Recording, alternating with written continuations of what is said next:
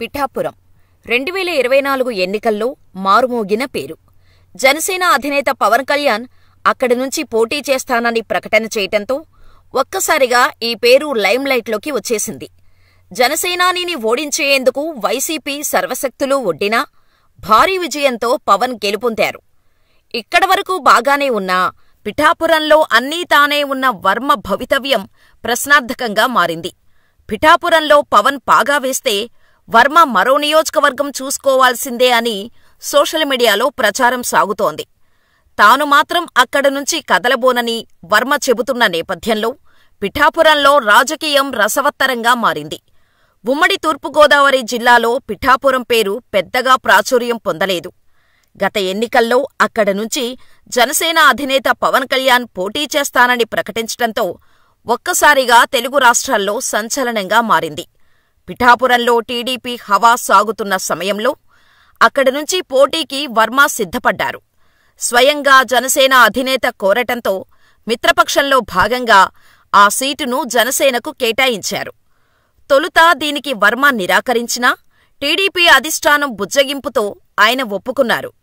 పోటీ నుంచి తాను తప్పుకొని పవన్ కళ్యాణ్కు అవకాశం ఇచ్చారు. అంతేకాదు, పవన్ విజయంలో వర్మ కీలక పాత్ర పోషించారంటే అతిశయోక్తి కాదు. పవన్ను పిఠాపురంలో ఓడించేందుకు వైసీపీ సర్వశక్తులు ఒడ్డినా ఆ ప్రభావం లేకుండా చేసి అటు జనసైనికులు, ఇటు టీడీపీ శ్రేణులు కలిసి పవన్ కళ్యాణ్ విజయంలో కీలకంగా మారారు.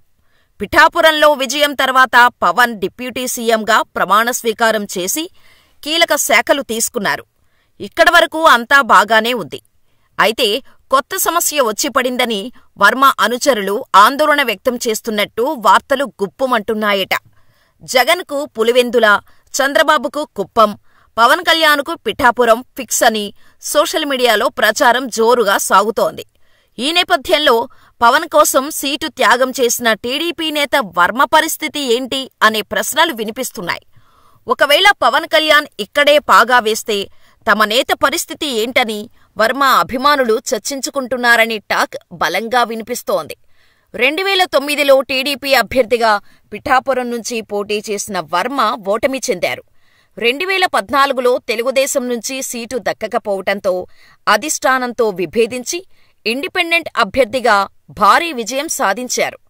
అనంతరం టీడీపీలో తిరిగి చేరారు.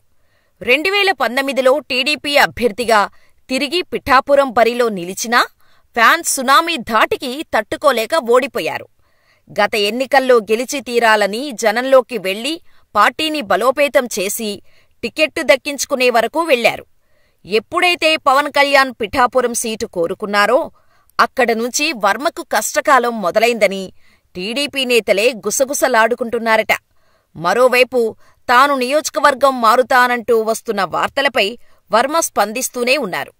తాను ఇక్కడే పుట్టి పెరిగానని, పిఠాపురంలో ఎంతమంది నాయకులు వచ్చినా తన ప్రాబల్యం తగ్గదని ధీమా వ్యక్తం చేస్తున్నారు. ఒకవేళ వర్మను వేరే నియోజకవర్గానికి పంపిస్తే టీడీపీ కార్యకర్తలు ఒప్పుకుంటారా అనే ప్రశ్న నెలకొంది.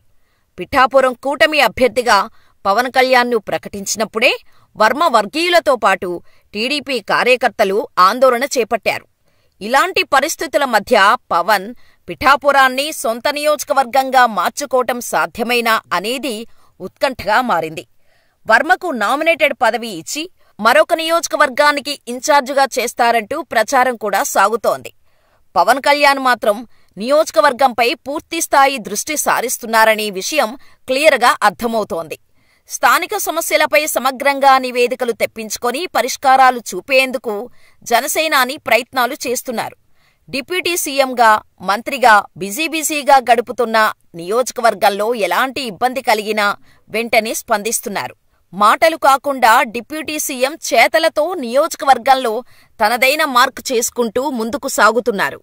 మరోవైపు కూటమి ప్రభుత్వం ఏర్పడిన నాటి నుంచి వర్మ కూడా తన పని తాను చేసుకుంటూ ముందుకెళ్లిపోతున్నారు. పెన్షన్ పెంపు కార్యక్రమం నుంచి ప్రభుత్వం చేపడుతున్న ప్రతి పనిలోనూ పాల్గొంటూ జనాలకు దగ్గరవుతున్నారు. రాజకీయాల్లో ఎప్పుడు ఏం జరుగుతుందో, ఏ నియోజకవర్గం నుంచి ఎవరు పోటీలో ఉంటారనేది చివరి క్షణం వరకు ఎవరికీ తెలియదు. ఈ నేపథ్యంలో వర్మ భవితవ్యంపై ఆయన అభిమానులు ఆందోళన వ్యక్తం చేస్తున్నట్టు సమాచారం. పిఠాపురాన్ని పవన్ కళ్యాణ్ సొంత నియోజకవర్గంగా మార్చుకుంటే తన నేత భవిష్యత్తు ఏంటనే అంశంపై వర్మ అభిమానులు చర్చించుకుంటున్నారనే విషయం సోషల్ మీడియాలో వినిపిస్తోంది. అసలు నియోజకవర్గాన్ని వదిలి వేరే చోటుకు వెళ్లేందుకు వర్మ సుముఖంగా ఉన్నారా లేదా అనేది $1,000,000 ప్రశ్నగా మారింది.